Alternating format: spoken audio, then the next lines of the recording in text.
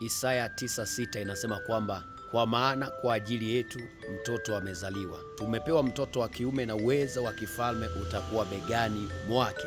Manake kusudi la kuzaliwa kwa Yesu lilikuwa sio kwa faida yake, bali kwa faida yetu. Tunasema kwa ajili yetu, sio kwa ajili yake wala sio kwa faida zake, bali ni kwa ajili yetu sisi. Hii ni kumaanisha kwamba yoyote ambaye Mungu anamleta duniani kwa makusudi fulani, kwa sababu kila anayekuja duniani huwa na makusudi fulani. Huwa kuzaliwa kwake hakuko kwa ajili yake, yaani kuzaliwa kwa mtu yoyote huwa sio kwa ajili yake, bali kwa ajili ya watu ambao wanatakiwa wasaidiwe kupitia hatima aliyokuja nayo duniani.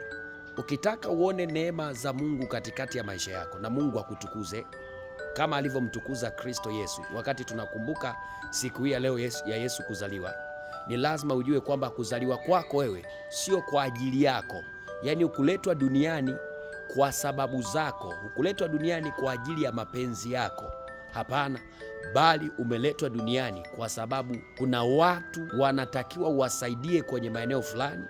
Unatakiwa kuna maeneo fulani usaidie, unatakiwa kuna jambo fulani ulifanye, unatakiwa kuna vitu fulani. Maanake ni kwamba watu wanapokutazama wewe, yatima wanapokutazama wewe, wajane wanapokutazama, na watu mbalimbali wanapokutazama wewe, wakutane na Mungu au wamwone Mungu katika yale ambayo huwa unayatenda.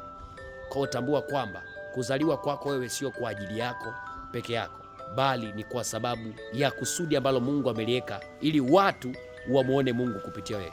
God bless you. Mungu akubariki. Junior's Prophet. Nikutakia Christmas njema. Amen.